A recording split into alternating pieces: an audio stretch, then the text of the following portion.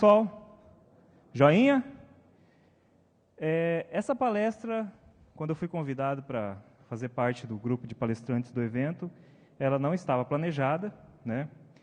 E eu tive pouco tempo para até fazer os slides, e como bom palestrante, deixei para a última hora para finalizar os slides, e finalizei há pouco, né? Achei que eu ia chegar tranquilo, que tive uns probleminhas no aeroporto, mas consegui fazer uma palestra bem sucinta, e vou compartilhar com vocês a minha experiência profissional na área de planejamento cirúrgico facial, certo?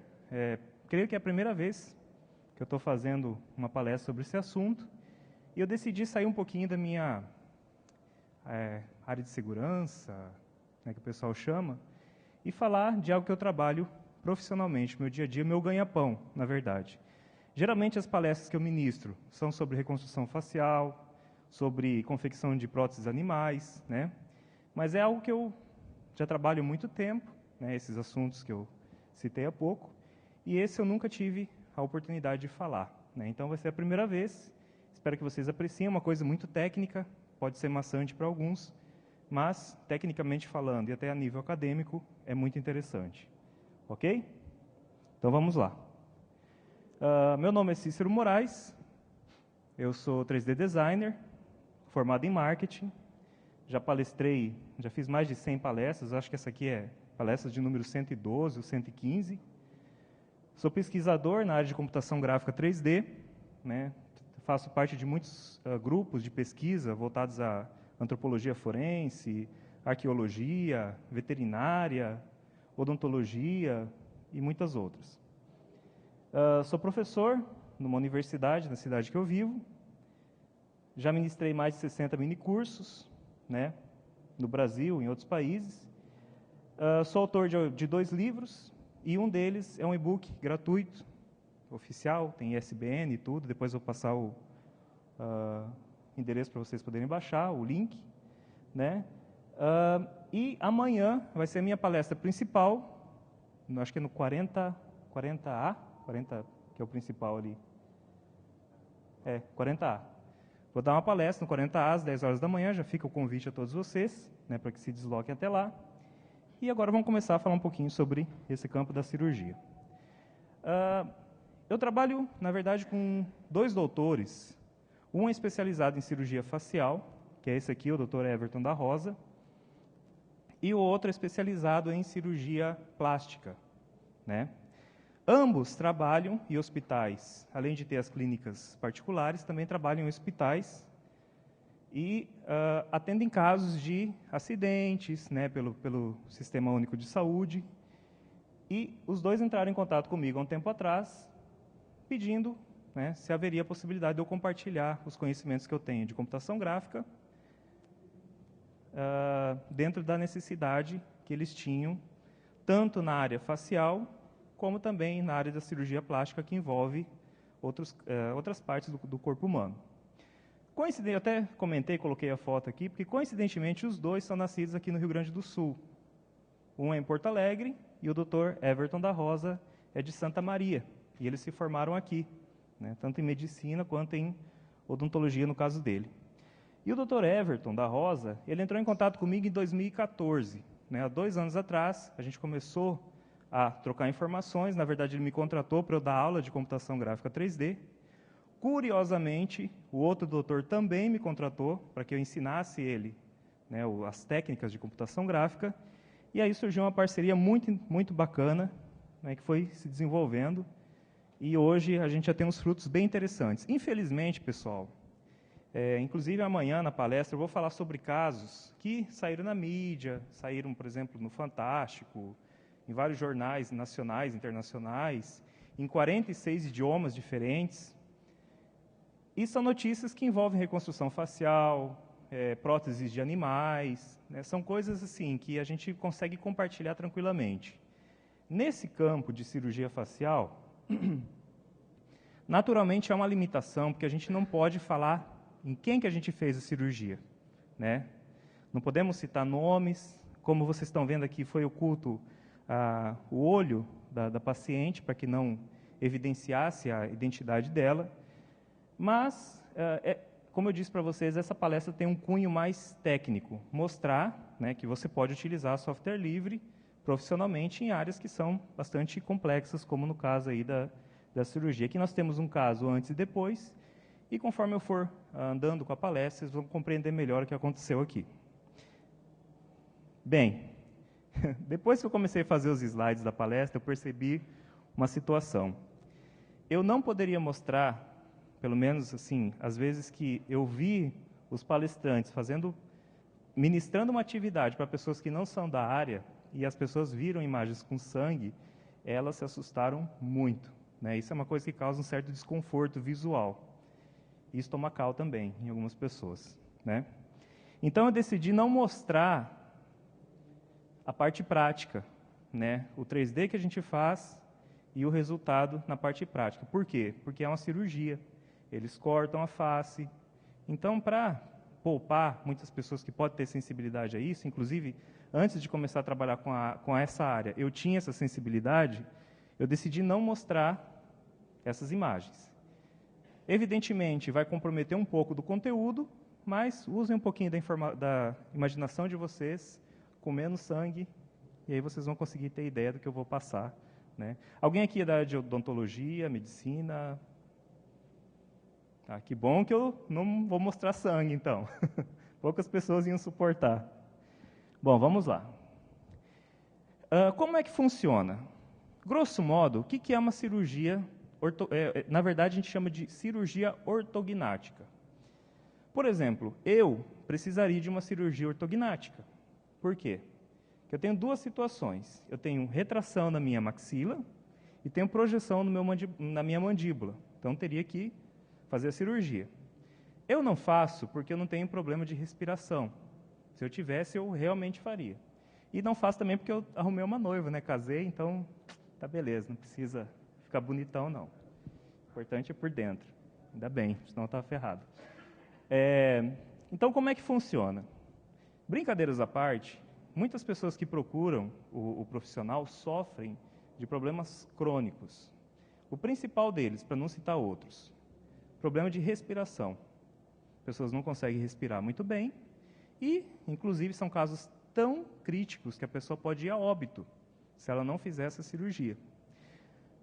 O efeito colateral dessa cirurgia é que, muitas vezes, a pessoa fica bonita, né? O que a gente chama de belo, de pessoa bonita, que a gente conhece por essa designação, que eu, inclusive, não faço parte, a pessoa fica mais bonita. Por quê?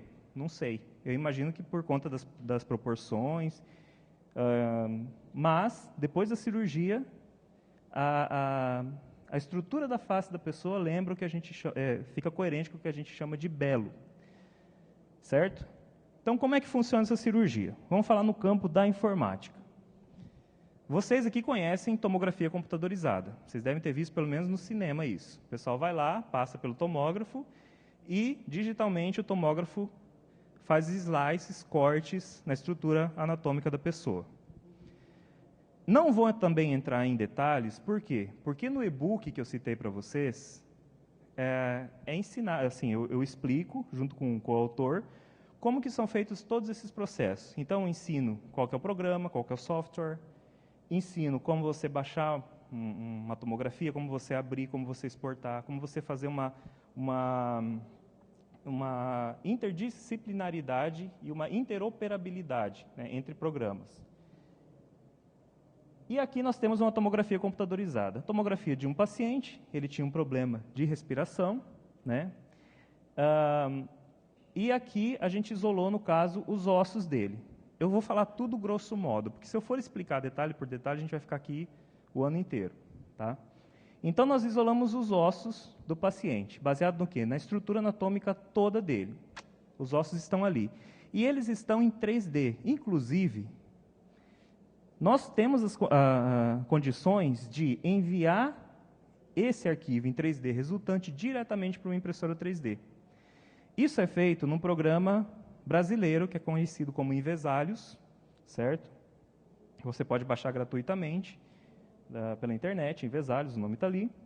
E também a gente trabalha com o Slicer, que é um programa que trabalha com tomografia computadorizada E esses programas são muito interessantes, porque além de você visualizar a tomografia bidimensionalmente e ver ela tridimensionalmente, você pode reconstruir num contexto global, ou você pode também isolar áreas. Por exemplo, suponha que você é um médico que trata de câncer, por exemplo.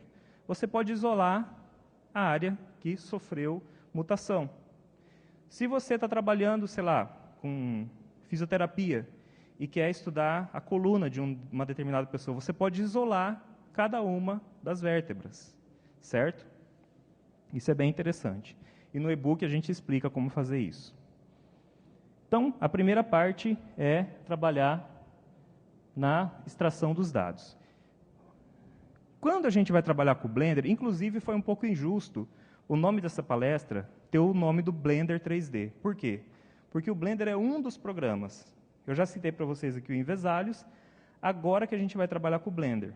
Mas a verdade é que a gente trabalha mais ou menos com uns 8 programas diferentes no decorrer de uma cirurgia, dependendo o grau de complexidade, certo? Só que o Blender, ele é o programa que recebe todas as informações, no final das contas, por isso que foi citado ele. E aqui vocês podem ver, olha que interessante, quem aqui já trabalha com 3D ou tem uma certa experiência? Certo? É parte menor. Tem gente que trabalha com a área de saúde e também com 3D, já está bem.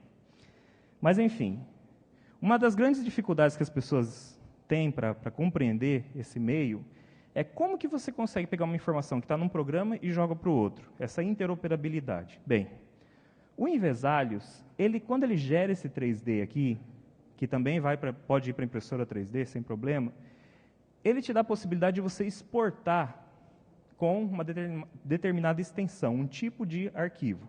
Esses tipos de arquivos são legíveis, né, podem ser importados no Blender 3D. E aqui a gente vê o mesmo crânio que estava naquela outra cena, foi importado para o Blender 3D. Está com uma cor diferente, mas a questão da cor não tem nada a ver, né, na prática. Então aqui nós temos o crânio. Ok, temos um crânio. E agora, o que a gente vai fazer? Bem,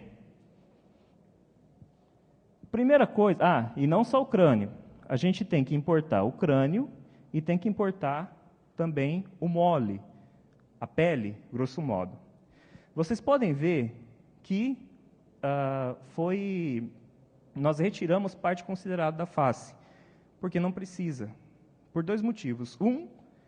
Que o que a gente vai mexer nos ossos vai incidir principalmente na parte frontal. E 2, a gente faz um cruzamento de fotografias com 3D, porque também a gente tem pouco tempo para trabalhar nesses casos. A gente não pode ficar um mês inteiro trabalhando num caso, às vezes, poucos dias. Temos uma semana para fazer o planejamento, fazer as impressões das peças, que eu vou mostrar mais no final, e visualizar como que provavelmente vai ficar a face. E vejam só, isso não é passado para o paciente, apenas o doutor, no caso, o médico ou o dentista, visualizam o resultado final. Não é passado para o paciente. Por quê? Nós não temos ainda um número significativo de pesquisas que mostram que a nossa técnica é 100%, tem 100% de acurácia. A gente estamos escrevendo artigos científicos, estamos fazendo testes. E ser humano é complicado. Eu trabalho com reconstrução facial, face humana, principalmente, é uma coisa muito complicada. Tem que ter muita cautela para trabalhar com isso. Felizmente, nossos casos estão sendo muito bem sucedidos, mas a gente tem que trabalhar dentro dessa questão acadêmica para que tudo seja feito com a metodologia coerente. Existe uma outra coisa, a gente não joga diretamente a tomografia para dentro da cena 3D. Nós temos que trabalhar com alinhamento facial. Isso depende muito. O que é o alinhamento facial? O alinhamento nada mais é do que a posição que o paciente mantém quando ele está de pé. Como que a gente levanta esse alinhamento? Existe o plano de Frankfurt, que é um plano que ele traça uma linha em determinados pontos anatômicos, só que, segundo muitos artigos que a gente leu, na verdade, não é muito coerente com o dia a dia do ser humano. Então, o que a gente fez? Nós utilizamos o alinhamento natural. O que é o alinhamento natural? é o alinhamento que você, quando está de pé, olha para o horizonte, na altura dos olhos, você tem da sua cabeça. Como que a gente consegue que o paciente tenha esse alinhamento? A gente coloca um espelho na frente dele, ele fica de pé, olha para o espelho e a gente faz o levantamento tridimensional da face. O levantamento tridimensional da face, ele é feito de várias formas. O especialista que tem condições, ele faz com scanner a laser. Só que scanner a laser, depois a gente viu que é um problema. Esse depois é que quando a gente começou a ensinar para outros especialistas essa técnica, porque a gente não mantém só para a gente a técnica, a gente ensina para os outros. E muita gente não tem acesso a esse scanner 3D. Por quê? Principalmente porque é muito caro. É muito caro. Tomografia computadorizada, não dá para você fazer o levantamento do alinhamento natural, porque geralmente a pessoa faz deitada. Uma outra forma que a gente viu de fazer foi através da fotogrametria, que é um nome estranho, mas é uma coisa muito bacana. O que é a fotogrametria? Nada mais é do que escaneamento 3D a partir de fotografias, né, que é uma coisa que está se popularizando agora com a impressão 3D. Inclusive, fotogrametria é uma coisa que eu vou falar bastante amanhã na palestra, por isso que eu não estou cansando muito vocês com esse assunto. E no livro tem um capítulo especial explicando aonde que você tem que tirar as fotos, para onde que você envia as fotos, como que você cria o modelo em 3D. Ok? Mas basicamente o que a gente faz é isso aí. Vocês estão vendo que tem uns numerozinhos, 1, 2, 3, 4, 5 até 8, e são números que a gente, por exemplo, posiciona o número, clica no modelo, que é o levantamento 3D, e clica no outro modelo, que é a tomografia computadorizada reconstruída, junto com o crânio que está dentro ali da cabeça. Outra coisa, gente, como eu imaginei que não ia ter muito especialista na área de odontologia e medicina aqui, eu foquei essa palestra mais para a parte prática e o que poderia ser interessante para quem trabalha com informática. E como que você pode pegar o seu conhecimento e compartilhar, né, com profissionais que estão precisando desse conhecimento. Muita gente diz, e até critica, que software livre não dá dinheiro, que você não consegue ter uma vida tranquila trabalhando com software livre, o que não é verdade. Existem muitos campos, na verdade, tantos campos que seria difícil enumerar. E eu escolhi justamente essa área, que é a área que eu trabalho no dia a dia. E a gente não só trabalha com essa simulação de cirurgia, nós também desenvolvemos peças, né, novas peças que os especialistas usam durante a cirurgia. Placas, mini placas de ancoragem, que eles chamam. A gente está desenvolvendo também, tudo baseado em software livre. Só que como é um assunto um pouco maçante e técnico, eu evitei nessa palestra. Bem, depois que você importou os modelos e alinhou, a gente faz o quê? A separação das peças anatômicas. Que quando a tomografia vem, ela vem rígida, ela vem uma peça só. E a gente tem que selecionar cada uma das partes. E eu percebi uma coisa, eu não diria maliciosa, assim, né? Não diria assim, abertamente maliciosa. Mas depois que eu comecei a trabalhar com essa área, eu percebi que muitos programas fechados, não é uma crítica ao programa fechado, que eu também faria isso no lugar deles. Mas todos os exemplos que eu vi de programas que são fechados, a tomografia é uma maravilha. A pessoa automaticamente separa uma mandíbula do resto do crânio. É muito simples, parece que é automático. Só que não. Por que só que não? Tomógrafo, não existe só um modelo de tomógrafo, existe uma centena de modelos. E cada modelo trabalha de uma determinada forma. E a maioria dos modelos tem muito ruído na obtenção dos dados. Então, ali está bonitinho. Você está vendo claramente uma mandíbula e está vendo claramente o restante do crânio. Só que quando você levanta, pega uma tomografia computadorizada de um hospital X e de um hospital Y, nunca é a mesma coisa. Nunca é a mesma coisa. Daí, o que eu e o Dr. Everton idealizamos? O que a gente começou a desenvolver? A nossa metodologia. Que uma boa prática de cirurgia virtual começa desde o momento da obtenção da tomografia. Mesmo que o tomógrafo seja ruim, a gente consegue fazer um levantamento de dados que, quando a pessoa for fazer esse filtro de informação, ela já vai ter facilidade. Então, não é só o computador que tem que resolver a parada. No momento da obtenção, a coisa tem que ser muito bem feita. E são dicas bem simples. Por exemplo, quando o paciente vai fazer a obtenção, a gente coloca um elemento entre os lábios dele e ele não encosta os dentes, porque se encostar os dentes, a gente não consegue separar. Não consegue separar a mandíbula. Ah, mas como que você vai fazer a oclusão? O que é a oclusão? Grosso modo, é a pessoa com os dentes fechados. Muito simples. A gente pede para ele morder uma... Quem trabalha com odontologia conhece bem. São umas massinhas, que, ou quem já fez tratamento conhece também. Que você morde, fica 1 minuto e meio, abriu, a massinha já está rígida, e ele infla essa massinha com gesso. Então, a gente manda a pessoa morder e já coloca a massinha junto na tomografia computadorizada. Por quê? Porque os programas que eu utilizo não precisa inflar com gesso. Eu posso utilizar a própria massinha, apagar as partes positivas e o negativo vira os dentes positivos. Parece difícil eu falando assim. Se vocês lerem o livro, vocês vão ver que é uma coisa bem simples. Ok? Vamos por partes. Inclusive, né, vamos por partes, jack estripador, sangue, enfim. Depois, o que a gente faz? Na simulação de cirurgia, a gente faz os cortes na peça anatômica. E uma coisa muito interessante, que eu também queria colocar nessa palestra. Fazer cortes numa estrutura anatômica parece que é uma coisa trivial, mas não é. E é uma outra coisa que esses programas, não só os fechados, mas os abertos também, eles dão uma camufladinha. Você olha, poxa, o computador resolve a nossa vida, a gente vai ali, é só cortar, ou é só...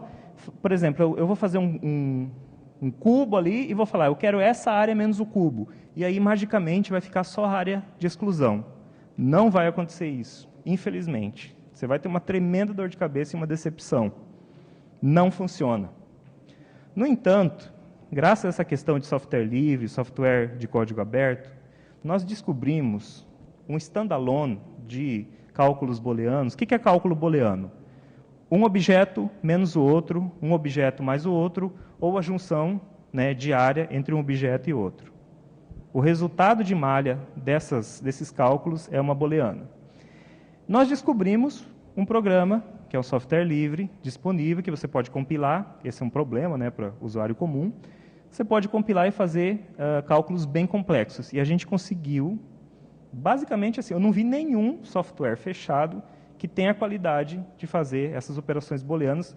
E eu até, se alguém conhecer, manda para a gente algum caso. Que eu não tenho medo mesmo de comparar, por 2 motivos. Um, que os resultados são muito bons, e 2, que se os nossos resultados não forem bons, a gente vai atrás de alguma coisa melhor, ou pelo menos tenta ter uma solução melhor, né, que seja compatível com a necessidade dos especialistas. Mas até agora a gente não viu nenhum que bateu esse software. Teve um efeito colateral, esses trabalhos.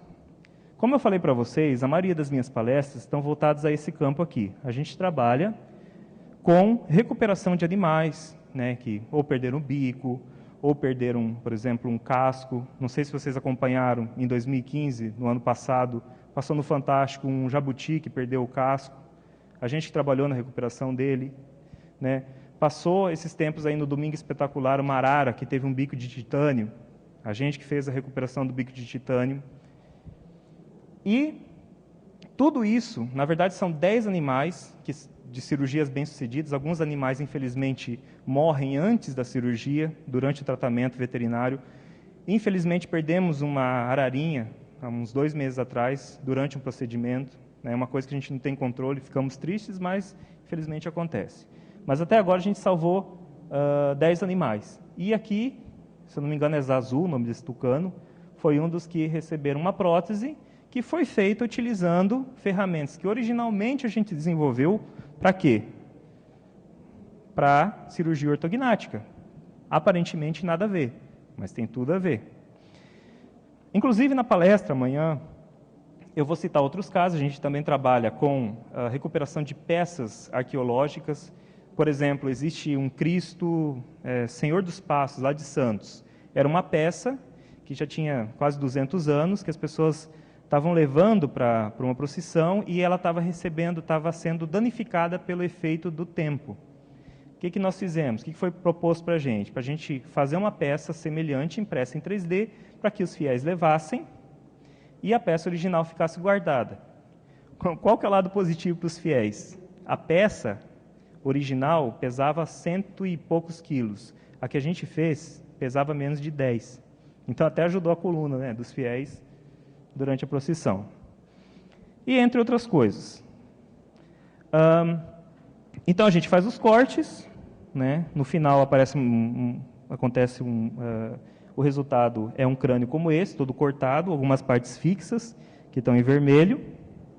Depois a gente coloca uma estrutura de controle, e essa parte é bem interessante, por quê? Porque essa estrutura de controle é em tempo real. A gente manipula e tem as informações de rotação, deslocamento, e uma estrutura é dependente da outra, né? É o que a gente chama de, por exemplo, tem um objeto pai e os outros objetos são filhos. Quando o pai se move, o filho segue os movimentos do pai, certo?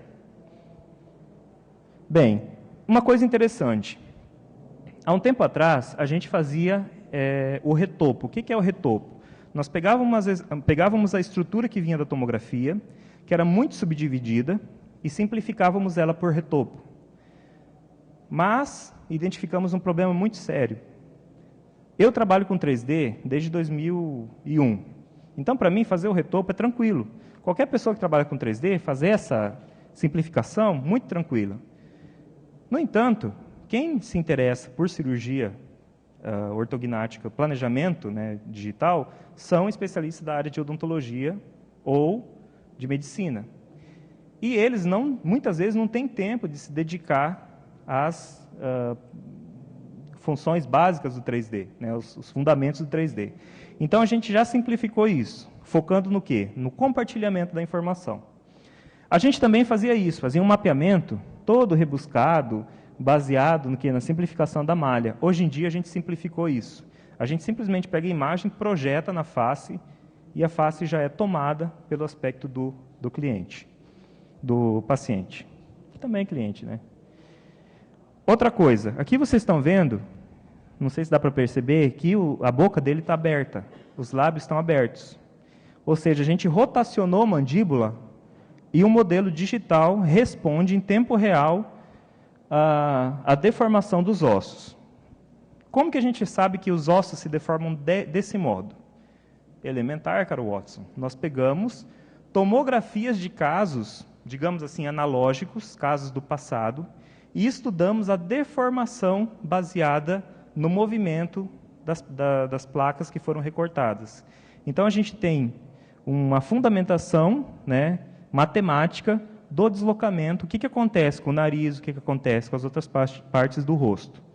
Ok? E isso ajuda muito o especialista, porque existe até uma inquietação nessa área, que os especialistas eles tentam não utilizar esses dados. Por quê? Porque o tecido mole, né, a movimentação do tecido mole ainda é uma coisa polêmica nessa área. Mas a gente está usando, de certa forma, e já tivemos ótimos resultados de uma compatibilidade muito grande. Inclusive, a média de compatibilidade que a gente tem é de 1,26 milímetros em relação ao escaneamento original e o planejamento totalmente digital. Ou seja, quase imperceptível. E mais importante do que esse número é a aparência. Os resultados em 3D que nós temos, quando levados em consideração as fotografias comparados com fotos, são muito compatíveis. Então, a gente consegue, né, ter essa previsão de deformação. Bem, todo esse trabalho que a gente faz, digital, na verdade, o foco principal não é como que o cliente vai ficar a face dele deformada. É isso aqui, são os splints. A gente foca na produção de splints. O que são splints? Bem, quando eu trabalho com 3D, eu estou numa área muito tranquila, eu estou num campo muito seguro. Por quê? Eu tenho um horizonte totalmente perfeito, eu sei o que é 90 graus, eu sei o que é 180, eu sei o que é 000 no plano cartesiano tridimensional, Mas quando o profissional vai fazer a operação, ele não tem nada disso. Ele vai proceder com a cirurgia, ele não tem esses dados.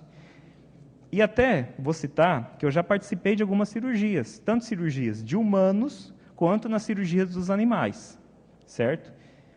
E é muito tenso, principalmente para mim, a pessoa que não tenho as habilidades, não estudei essa parte mais analógica da cirurgia. Por quê? Você não tem parâmetros. Você simplesmente está no mundo analógico, você não vê o xizinho, o x, o y e o z na sua frente, você fica totalmente perdido. Como que eles conseguem resolver? Através dos splints, porque os splints são guias, não só os splints, mas também guias externos, né, que talvez eu trate disso em outra palestra. Mas isso aí ajuda muito a eles acharem o norte da cirurgia.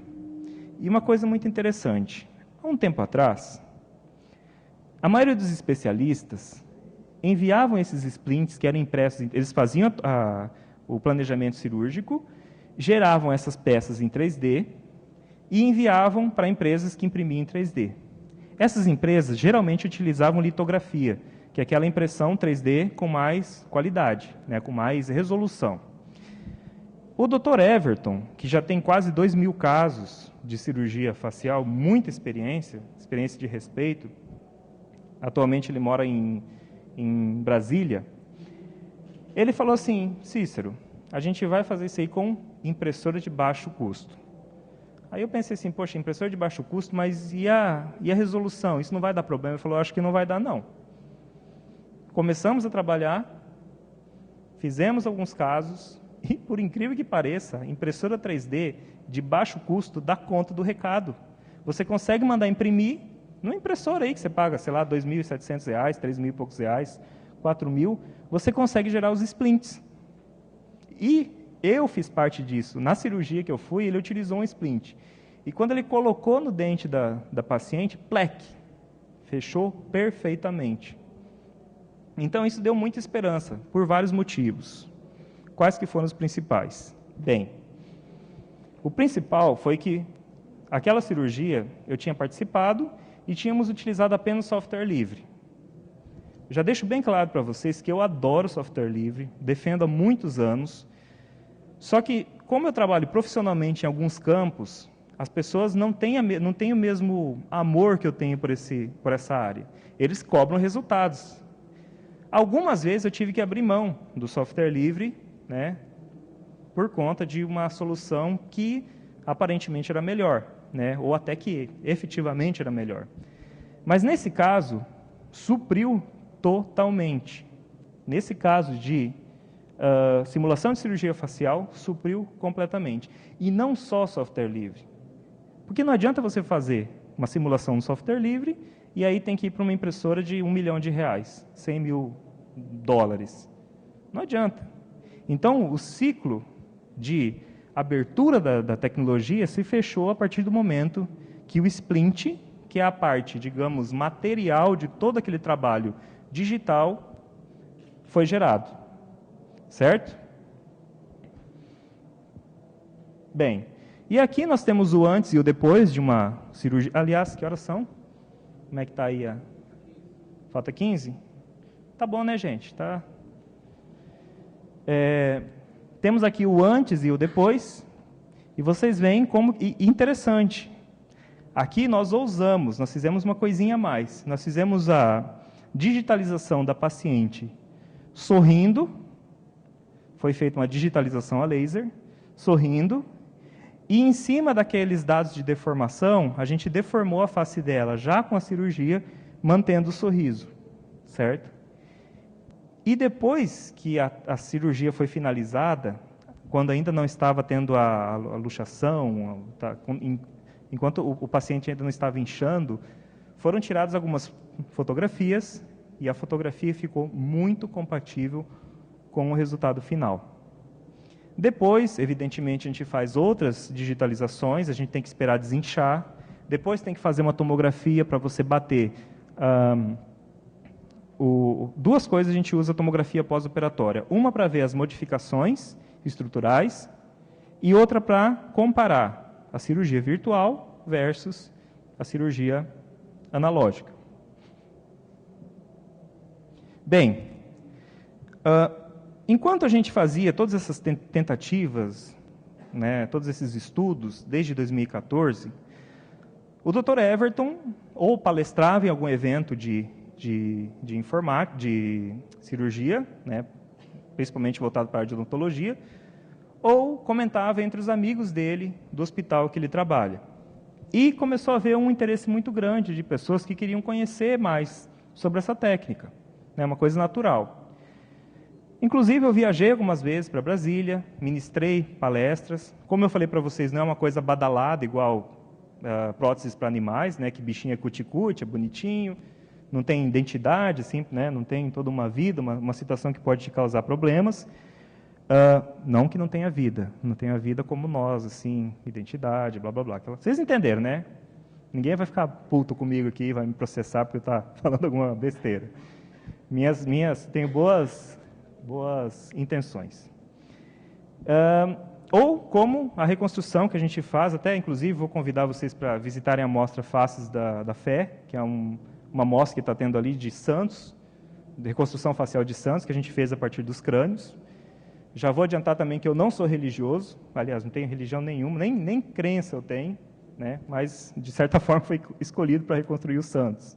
Então, vão ali, é bem interessante, que tem um painel que fala das outras reconstruções que a gente fez, voltadas a ciências forenses, a cirurgias. Inclusive, teve um caso aqui no Rio Grande do Sul muito conhecido, que foi a mãe do menino Bernardo, que havia a suspeita que ela tinha sido assassinada ou suicidou-se. Também fizemos um treinamento ao pessoal do IGP.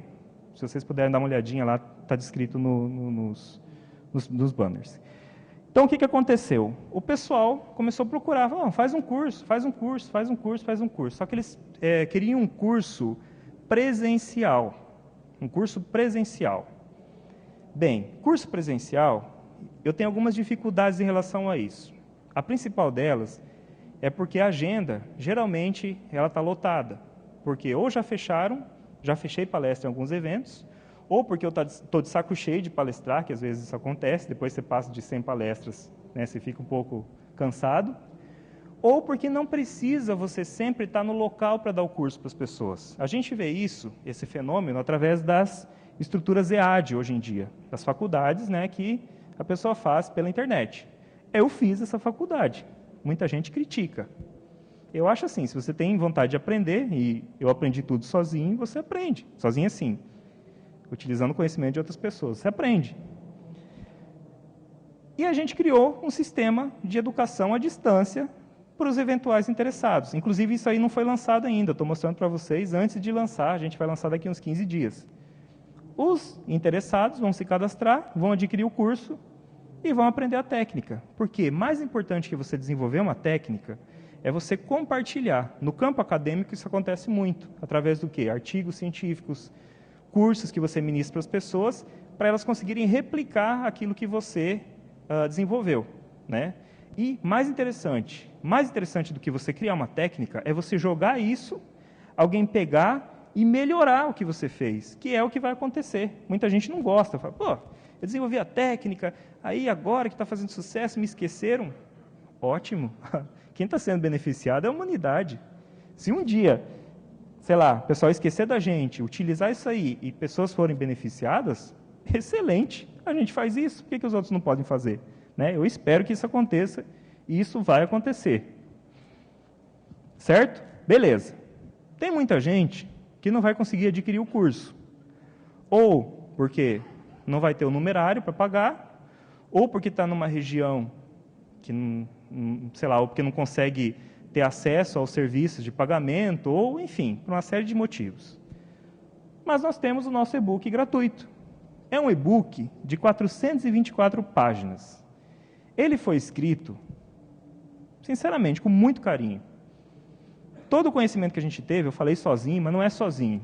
Utilizei conhecimento de outras pessoas. A nossa equipe utilizou conhecimentos de outras pessoas.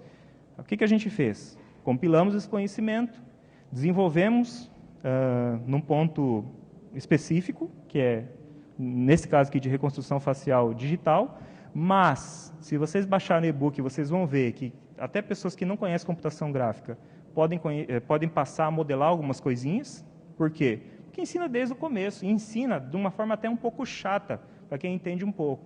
Ensina assim, ó, pega o mouse, mova na parte superior, clique no botão esquerdo do mouse, começa assim, vai ensinando aos poucos.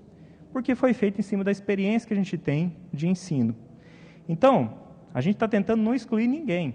Quem quiser aprender, vão ter os caminhos. Pode ser pelo EAD, pode ser pelo livro.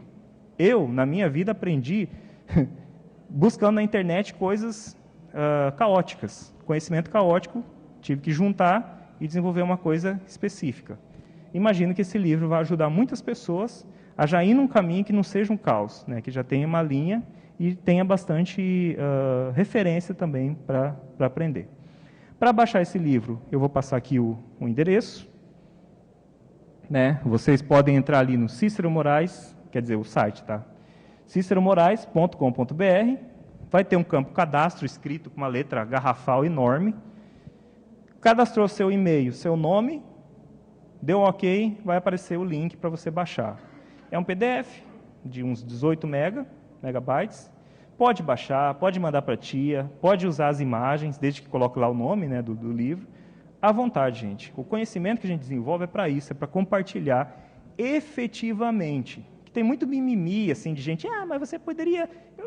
A gente poderia um monte de coisa, mas a gente pelo menos colocou o conhecimento à disposição das pessoas, pegarem, criticarem, melhorarem e, mais importante, utilizar esse conhecimento. Felizmente, muita gente está usando, né, muita gente está manda imagens para a gente de reconstruções, de tentativas de trabalhos voltados à área cultural, à área de medicina, à área de... E interessante, não só no Brasil, tem gente baixando até na Rússia, Moldávia, Letônia, não sei como que acho que é pelo Google Translate, né, que eles conseguem, enfim, preencher. O meu e-mail, para quem quiser entrar em contato, é cogitas3d@gmail.com, fiquem à vontade para entrar em contato, se tiver alguma dúvida, enfim. Tem a fanpage no Facebook, que é Cícero Moraes 3D, tá? Nossa equipe sempre é aberta a dúvidas, se tiver dúvidas, se quiser encher o saco, brigar também, fique à vontade, que é isso que configura, né, a democracia. E quando a gente faz alguma coisa errada, é bom que as pessoas falem, olha, você poderia ter melhorado naquilo. Que aí a gente pega, publica, melhora, cita e desenvolve o conhecimento. Mas mais importante, eu convido vocês pelo menos a entrarem em contato com, né, essa área de computação gráfica 3D, conhecer um pouquinho mais sobre essa simulação e desenvolverem. De repente, se vocês não gostarem, não tem problema. É importante sempre conhecer mais. Conhecimento nunca, né, é demais. E é isso aí. Estou aberto. Se vocês quiserem entrar em contato, meus contatos são esses. Convido vocês para a palestra de amanhã e convido vocês também para a mostra de hoje. Muito obrigado pela presença e um grande abraço a todos.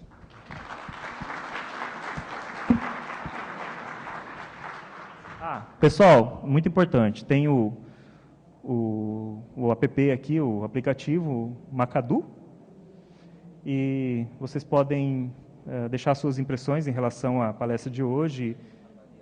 Vem cá, come on here.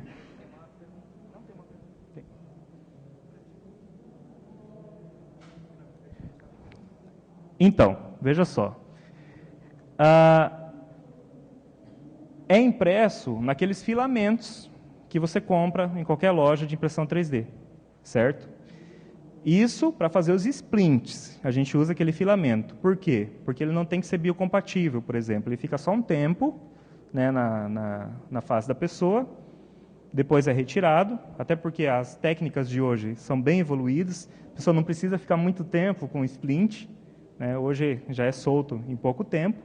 No caso dos animais, a gente já tem que trabalhar com material biocompatível. No caso dos bicos, a gente está usando também o filamento. Por quê? Porque é externo, não tem contato interno com os animais. Quando tem alguma coisa interna, a gente usa titânio ou cromo cobalto. Infelizmente, titânio e cromo cobalto ainda não são abertos à maioria das pessoas. Tem só 2 impressoras que eu conheço no Brasil, uma fica em Joinville, Santa Catarina, e outra fica em Campinas, que fazem esses serviços abertamente. Mas a tendência é, em médio prazo, baratear, né, de modo que especialistas comecem a utilizar mais esse tipo de serviço.